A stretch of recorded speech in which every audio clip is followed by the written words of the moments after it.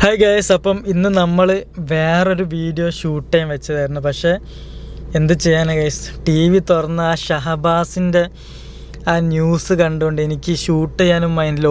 ഇതിലും കുറേ വലിയ കേസുകൾ ഞാൻ കണ്ട, പക്ഷേ ഈ ഷഹബാസ് ആ പയ്യനെ കണ്ട എനിക്ക് എൻ്റെ സബ്സ്ക്രൈബേഴ്സിലുള്ള ഒരാളെ മാതിരി തോന്നിപ്പോയി ഗൈസ്. എനിക്ക് എന്നിട്ട് ഷൂട്ട് ചെയ്യാനുള്ള മൈൻഡ് പോലും ഇല്ല. ലൈക്ക് നമ്മളെ സബ്സ്ക്രൈബേഴ്സിലുള്ള ഒരാളെ കുറച്ച് പേര് എന്താ പറയുക തല്ലിക്കൊന്ന പോലെ എനിക്കതെന്തോ എൻ്റെ മൈൻഡിലേക്ക് അതങ്ങനെ കയറിപ്പോയി.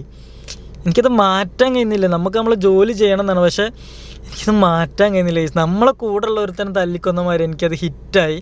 ഇമ്മൊക്കെ ഞാൻ ന്യൂസേ കാണാത്ത, എനിക്ക് ഇങ്ങനത്തെ സാധനം കിട്ടിക്കഴിഞ്ഞാൽ ഭയങ്കര സീൻ, അതുകൊണ്ട് ന്യൂസ് കാണാത്ത. പക്ഷേ ഇമ്മൊക്കെ ആ ന്യൂസിങ്ങനെ വെച്ചപ്പോൾ ഞാൻ പിന്നെ റിപ്പീറ്റഡ്ലി കണ്ടപ്പോൾ എനിക്ക് തന്നെ അത് ഭയങ്കരമായിട്ട് ഹിറ്റ് ചെയ്ത്. സീരിയസ്ലി നമ്മളെ കൂടുതൽ ഒരുത്തന്നെ തല്ലിക്കൊന്ന പോലെ എനിക്ക് ഫീൽ ചെയ്തു. അപ്പം എനിക്ക് തോന്നി എൻ്റെ ഒരു ഓഡിയൻസിൽ ഒരുപാട് ഈ ഒരു ഏജ് കാറ്റഗറി ഉണ്ട്, ഈ 9, 10, 11, പിന്നെ അവരുടെ പേരൻസ്.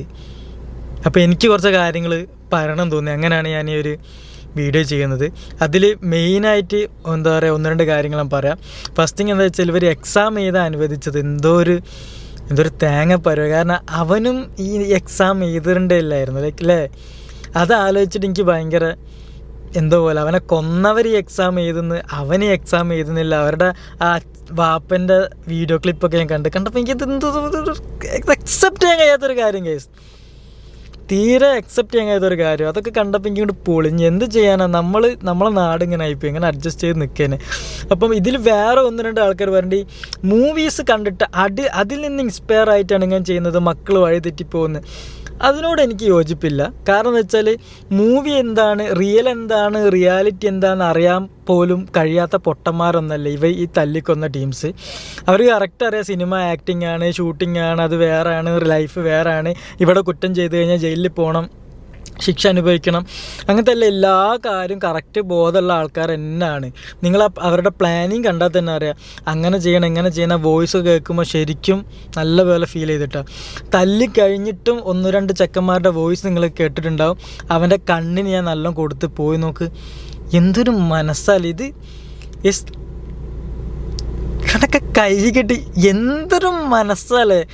എൻ്റെ ലൈഫിൽ ഞാൻ ഇന്നേ ഒരാളെ തല്ലിയിട്ടില്ല എൻ്റെ ലൈഫിൽ. ലൈക്ക് എനിക്ക് എൻ്റെ സബ്സ്ക്രൈബേഴ്സിനോടാണ് പറയാനുള്ളത് കേട്ടോ. അത് കഴിഞ്ഞിട്ട് ഞാൻ ബാക്കി 1-2 കാര്യമായിട്ടും പറയേണ്ടത്. എൻ്റെ സബ്സ്ക്രൈബേഴ്സിനോട് എനിക്ക് പറയാനുള്ളത്, നിങ്ങൾ എൻ്റെ ഒരു എൻ്റെ ഏജ് കാറ്റഗറി അല്ലെങ്കിൽ അവരുടെ മാതാപിതാക്കൾ ആരെങ്കിലും ഈ വീഡിയോ കാണുന്നുണ്ടെങ്കിൽ ഇതൊന്നല്ല ഗൈസ് ലൈഫ് നിങ്ങൾ ഈ 9, 10 കഴിഞ്ഞ് നിങ്ങൾക്ക് നല്ലൊരു ലൈഫ് അവിടെ കാത്തിരിക്കും. നിങ്ങൾ ദയവ് ചെയ്ത് ഇങ്ങനത്തെ തല്ലോ കാര്യത്തിനൊന്നും പോയത്. നിങ്ങൾ ആരെങ്കിലും എന്തെങ്കിലും തല്ലിയിട്ടുണ്ടെങ്കിൽ നിങ്ങളതങ്ങ് ക്ഷമിച്ച് ക്ഷമ എന്ന് പറഞ്ഞ സ്വർഗത്തിൻ്റെ, നമ്മളെ മതത്തിലാണ് ക്ഷമ എന്ന സ്വർഗത്തിൻ്റെ തൂണെന്നൊക്കെ വേണമെങ്കിൽ പറയാം. എനിക്കൊരുപാട് തല്ല് കിട്ടിയിട്ടുണ്ട്, എനിക്കൊരുപാട് തള്ള് കിട്ടിയിട്ടുണ്ട്, അവഹേളന കിട്ടിയിട്ടുണ്ട്, ഇൻസൾട്ട് ഉണ്ട്. അപ്പോൾ ഒക്കെ നമ്മളത് കിട്ടുമ്പോൾ ജസ്റ്റ് അതിങ്ങനെ വാങ്ങി വെക്കുക, തിരിച്ചു കൊടുക്കണ്ട, മനസ്സിലായില്ലേ? ജസ്റ്റ് വാങ്ങി, അല്ലെങ്കിൽ നിങ്ങൾ നിങ്ങളെ വീട്ടിൽ പോവുക, അല്ലെങ്കിൽ ലീഗലി ആയിട്ട് മൂവ് ചെയ്യുക. ഏറ്റവും നല്ലത് എന്താണ്, നിങ്ങൾക്ക് എന്തെങ്കിലും ഒരു ബാഡ് കിട്ടി, നിങ്ങൾ ജസ്റ്റ് നിങ്ങൾക്ക് എന്താ പറയുക, ബാഡ് എന്ന് പറഞ്ഞാൽ തല്ലോ വഴക്കോ അങ്ങനെ നിങ്ങളെ പ്രതികാരത്തിൻ്റെ മൈൻഡ് മാറ്റിയിട്ട് ജസ്റ്റ് സാരല്ല, അവനക്കുള്ളത് ദൈവം കൊടുത്തോളും, അവനക്കുള്ള പടച്ചോൻ കൊടുത്തോളാം, നിങ്ങൾ ജസ്റ്റ് അങ്ങ് ഒഴിഞ്ഞു മാറുക. അങ്ങനെ ഞാൻ ഒരുപാട് അങ്ങനെ ഒഴിഞ്ഞു മാറുന്നുണ്ട്. അതുകൊണ്ട് തന്നെ ഞാനിപ്പം എവിടെ നിൽക്കും, എന്നെ തന്നെ എക്സാമ്പിളായിട്ട് നിങ്ങൾ എടുത്തോളൂ. ഞാനിപ്പം ഏതൊരു പൊസിഷനിൽ നിൽക്കണം, അതുപോലെ എന്നെ ഇൻസൾട്ട് ചെയ്തവരും എന്നെ തല്ലിയവരും സ്കൂൾ ലൈഫിലിട്ടാ അങ്ങനത്തെവരൊക്കെ എവിടെ നിൽക്കുന്നുണ്ടെന്ന് എനിക്കിപ്പോൾ നോക്കിയാൽ കാണാം. അവരൊക്കെ താഴെ തന്നെ നിൽക്കുന്നുണ്ട്, മനസ്സിലായില്ല? അപ്പോൾ നമ്മൾ ക്ഷമിച്ച് പുറത്ത് നമുക്കുള്ള ജോലി എന്താ, പഠിക്കുക, നല്ല രീതിയിൽ പഠിക്കില്ലെങ്കിൽ നിങ്ങൾ നല്ല രീതിയിൽ ഫ്യൂച്ചറിൽ എന്താ പറയുക, ഒരുപാട് ജോലികൾ, ഒരുപാട് ഓപ്പർച്യൂണിറ്റി അങ്ങനത്തെ കാര്യത്തിൽ നോക്കുക, നിങ്ങൾ ആ വഴിക്ക് പോവുക, മനസ്സിലായില്ല? അപ്പം നിങ്ങളുടെ ആ ഒരു ലെവൽ എത്തിക്കഴിഞ്ഞാൽ നിങ്ങൾക്ക് താഴെ നോക്കുമ്പോൾ നിങ്ങളെ ചവിട്ടിയവരും കളിയാക്കിയവരും വഴക്ക് പറഞ്ഞവരും അടിച്ചവരൊക്കെ നിങ്ങൾക്ക് താഴെ ലെവലിൽ ഇങ്ങനെ കാണാം. അപ്പം വേണമെങ്കിൽ ഒരു തൊട്ടൊക്കെ കൊടുത്തു, കുഴപ്പമില്ല, ചുമ്മാ പറഞ്ഞ കേട്ടോ. അങ്ങനത്തെ ഒരു സിറ്റുവേഷനിലേക്ക് പോവുക, ഒരിക്കലും ഇങ്ങനത്തേൽ പെട്ടുപോകരുത്. രണ്ടാമത്തെ കാര്യം എന്താ വെച്ചാൽ, ഒരുപാട് ആൾക്കാർ പറയുന്നുണ്ട് കഞ്ചാവ് യൂസ് ചെയ്തിട്ടാണ് ഇവർ ഇത് ചെയ്തത്, അല്ല ഇവർ നല്ല കുട്ടികളാണ്, പക്ഷെ ഇവർ കഞ്ചാവ് യൂസ് ചെയ്തിട്ടാണ് ഇവരിങ്ങനെ ആയിപ്പോയെന്ന് ഒരുപാട് ആൾക്കാർ പറഞ്ഞു. അതുകൊണ്ട് എനിക്കൊരു 100% യോജിക്കാൻ കഴിയില്ല. കാരണം എന്താ വെച്ചാൽ, ഞാൻ തായ്ലാൻഡ് ട്രിപ്പ് പോയിരുന്നു കഴിഞ്ഞ 20 ദിവസത്തോളം തായ്ലാൻഡായിരുന്നു. അവിടെ ലോലിപോപ്പ് മിഠായി വാങ്ങാൻ കിട്ടുന്ന പോലെയാണ് ഈ കഞ്ചാവ് വാങ്ങാൻ കിട്ടുക. മുക്കിലും മൂലയിലും കഞ്ചാവാണ്, കഞ്ചാവിൻ്റെ സ്ട്രീറ്റാണ്, കഞ്ചാവ് പാർട്ടീസ്, അതുപോലെ തന്നെ എന്താ പറയുക കഞ്ചാവ് മിഠായികൾ, കഞ്ചാവ് ബിസ്ക്കറ്റ്, കഞ്ചാവ് ജ്യൂസ് തുടങ്ങി എല്ലാം. നമ്മൾ ചിക്കൻ യൂസ് ചെയ്ത് എന്തൊക്കെ ഉണ്ടാക്കും അതുപോലെയാണ് എല്ലാ സാധനവും കഞ്ചാവ് കൊണ്ടാണ് അവിടെ ഉണ്ടാക്കുന്നത്. കുറേ ഷോപ്പുകളുണ്ട്, സ്ട്രീറ്റിൽ ഇങ്ങനെ വിൽക്കാൻ വെക്കും. അപ്പം അത് അവിടുത്തെ എല്ലാവരും യൂസ് ചെയ്യുന്നതാണ്, അവിടെയുള്ള എല്ലാവരും അത് യൂസ് ചെയ്യുന്നതാണ്. ഇപ്പം നമ്മൾ ഊബർ വിളിച്ച ഊബറുകാരൻ വരെ അത് യൂസ് ചെയ്യും, ഇവൻ അവിടുത്തെ ഡ്യൂട്ടിയിൽ നിൽക്കുന്ന ആൾക്കാർ യൂസ് ചെയ്യും, എല്ലാവരും. അപ്പം ഇത് വലിച്ചു കഴിഞ്ഞാൽ എന്തെങ്കിലുമൊക്കെ ആയി അങ്ങോട്ടും കൊണ്ട് തല്ലോ പിടി ഉണ്ടാവണമെങ്കിൽ 10 ദിവസത്തിനുള്ളിൽ ഒരു സാധനങ്ങൾ ഞാനത് കാണണമായിരുന്നു. കാരണം എന്താ വെച്ചാൽ ഈ ചെയ്യാൻ വരുന്നവർക്ക് ഓൾറെഡി ഇൻറ്റൻഷനലി അവർ ചെയ്യുന്നതാണ് തല്ലണം കൊല്ലണം എന്നുള്ള ആ മൈൻഡ് വെച്ചിട്ട് തന്നെയാണ് ഇവരിത് ചെയ്യുന്നത്. അപ്പോൾ അതിലേക്ക് ഈ സാധനം ജസ്റ്റ് ഒന്ന് യൂസ് ചെയ്യുമ്പോൾ മേ ബി ഇതിന് ഇൻറ്റൻഷൻ കൂടാൻ മതിയാവും, അത്രയേ ഉള്ളൂ. പക്ഷേ ഇത് പൂർണ്ണമായിട്ടും ഇവർ തല്ലണം എന്നുള്ള ഇൻറ്റൻഷനിൽ തന്നെയാണ് ചെയ്യുന്നത്.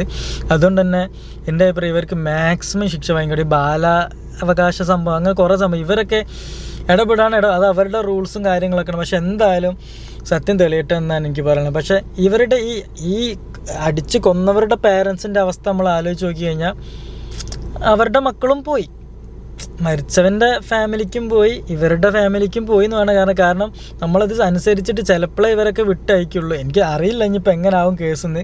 നിങ്ങൾ താഴത്ത് കമൻറ്റ് ചെയ്യുക. എങ്ങനെയായാലും അവർ എങ്ങനെ കടന്നുറങ്ങി, ഒരാളെ കൊന്നിട്ട് എങ്ങനെ കടന്നുറങ്ങും, ആ മക്കൾ ഇനി എങ്ങനെ കടന്നുറങ്ങും, എനിക്ക് മനസ്സിലാവുന്നില്ല. നമ്മളൊരു പൂച്ചനെ കല്ലെടുത്തെറിഞ്ഞാൽ അതിന് ടെൻഷനിലിരിക്കണം ഞാനാണ്. അപ്പോൾ ഒരു മനുഷ്യനെ കൊന്നിട്ട് എങ്ങനെ ഇവർ കിടന്നുറങ്ങും അല്ലേ? എങ്ങനെ അവർ കടന്നുറങ്ങും? ഇവർ വലുതായി കഴിഞ്ഞാൽ ഇവർക്ക് ബോധം വെച്ച് തുടങ്ങി കഴിഞ്ഞാൽ എനിക്കിപ്പം ബോധമില്ലാന്ന് തോന്നി കൊന്നവർക്ക് കേട്ടോ.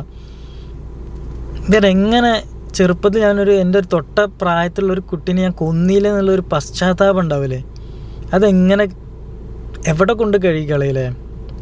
It's impossible. ഒരു രക്ഷയില്ല കേസ്. എനിക്കൊന്ന് ആലോചിക്കാൻ പോലും കഴിയുന്നില്ല. ഇത് എന്താ എനിക്ക് ഹിറ്റ് ചെയ്തതെന്ന് വെച്ചാൽ ആ പയ്യനെ കണ്ടിട്ട് എനിക്ക് എൻ്റെ ഒരു അനിയനെ പോലെ എൻ്റെ ഒരു എൻ്റെ അടുത്ത് ഒരുപാട് ആൾക്കാർ ഈ പ്രായത്തിലുള്ള ആൾക്കാർ വരാറുണ്ട്. ലൈക്ക് ഞാൻ ലുലു മാളിൽ പോകുമ്പോഴും അവിടെ പോകുമ്പോഴും ഇവിടെ പോകുമ്പോഴൊക്കെ ഇങ്ങനത്തെ ഒരുപാട് സബ്സ്ക്രൈബേഴ്സ് വരാറുണ്ട് കേസ്. ഇവനെപ്പോലുള്ള കുറേ ആൾക്കാർ എന്നെ കാണാൻ വരുന്നുണ്ട് കേസ്. എന്നിട്ട് ബ്രോ ഞാൻ സബ്സ്ക്രൈബറാണ്, എനിക്ക് ഫോട്ടോ എടുക്കണം എന്നൊക്കെ അവരൊക്കെ ഫോട്ടോ എടുത്ത് ഹഗ് ചെയ്ത് കൈയൊക്കെ തന്ന് അങ്ങനെ ഒരുപാട് ഇവനെപ്പോലുള്ള കുറേ ചെക്കന്മാർ വരാറുണ്ട് കേസ് എന്നെ മീറ്റ് ചെയ്യാൻ. അതുകൊണ്ടാണ് എനിക്കിത് ഭയങ്കര പേഴ്സണലായിട്ട് ആയിപ്പോയ പോലെ എനിക്ക് ഫീൽ ചെയ്ത്. എന്താ പറയുക, ഭയങ്കര ഒരു ഹിറ്റായിപ്പോയി.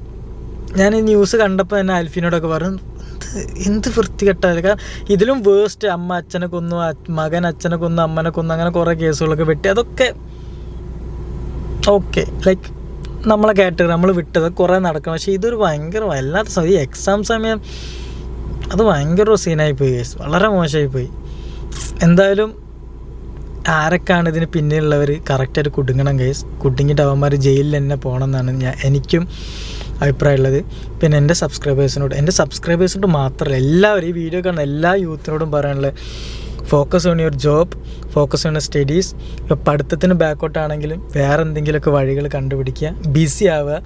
ഇങ്ങനത്തെ ഈ അലമ്പ് പരിപാടിയിൽ കിടക്കുക, അടി പിടി വെട്ട് കുത്തിയ സാധനത്തിലേക്ക് പക, വൈരാഗ്യം, ഫൈറ്റ്, റിവെഞ്ച്, ഗ്രൂപ്പ് ക്രിയേറ്റ് ചെയ്യുക, അവനെ തല്ലുള്ള പരിപാടി ഒഴിവാക്കുക.